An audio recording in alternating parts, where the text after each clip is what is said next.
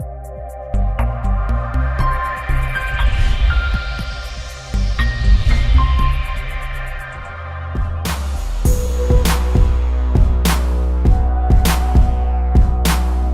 name is Shibu Vadaketh. I was born in Klang. I did most of my schooling in Malaysia, but I spent 2.5 years in Australia and 24 years in the US. I did my undergraduate in mechanical engineering, BS in mechanical. I did a master's in biomedical engineering. I also did an embedded entrepreneurial degree program after I started working. I've done several jobs in the US. I started off doing a finite element, finite difference modeling. Then I started my own consulting firm, which I had an office in Bangalore and in India. Did that for about 10 years. Then I worked for a VC company looking at doing technology audits for them. I also worked with 2 other startups, sitting on their board and helping them to the next level. Then I worked for Freescale Semiconductor, looking at a multi-core project. It was a project that ran 6 countries.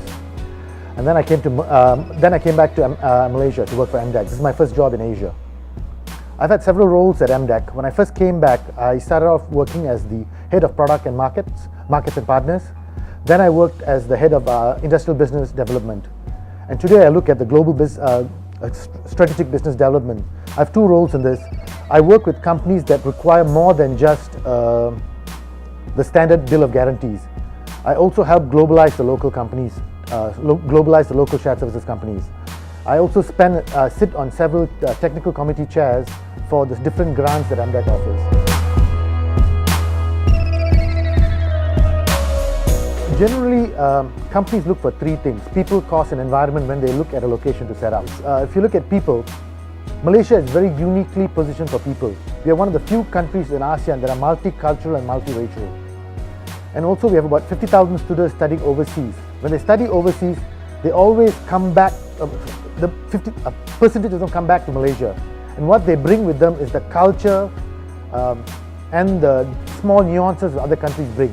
So when a company sets up in Malaysia, they actually feel comfortable working with these people because they're already here. So that's on the people side. And then they also speak, most Malaysians speak 2 to 3 languages. Some even speak 4. I have people in MDEC that speak Japanese as well, so it's quite interesting. As far as cost-wise, cost, as you heard earlier in the GBS forum, cost is no longer an arbitrage anymore. However, the affordability for people living it is. That's why Malaysia will still be an attractive location. If you look at ASEAN as a whole today, Malaysia's affordability of living, including inflation, housing, is still cheaper than any other part of Asia. Like if you go to Manila, Manila's housing is more expensive than KL. So because of that, it's the people, the cost. And the cost also, if you look at cost of living per se, like water, power, all those costs play into why they would come here to live. And also private education in Malaysia is lower and healthcare is lower. So based on these factors, companies still come here because for people to live here, it is still affordable and it is a good lifestyle they can have.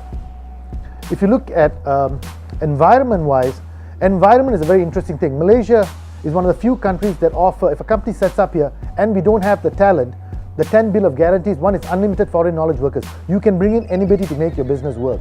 And then the government is very strong and business friendly today. And you also have MDEC that works constantly with MSC companies when they come in here.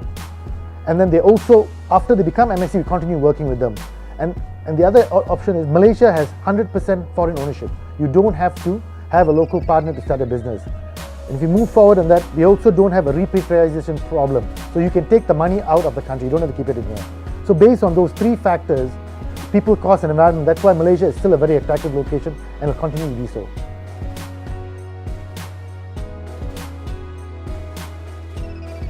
So MDEC as a whole we have basically 4 areas of focus: e-commerce, big data analytics, e-commerce and Internet of Things. So these are the 4 areas that the government has asked MDEC to focus on and grow the industry. And how to move up the value chain is actually a 3-pronged approach. One is you have to have government that's nimble and willing to change policy quickly and also make the environment conducive for businesses.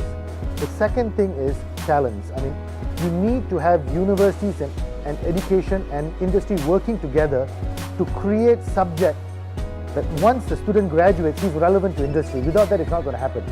And the third thing is companies need to take value in the person they're working with. Because if you look at the new millennium, right, if you don't move them up the value chain or don't give them something interesting to do, they will leave. So companies have to constantly train them to make them relevant for tomorrow's technology, not just for today. So you have to have this approach for it to happen.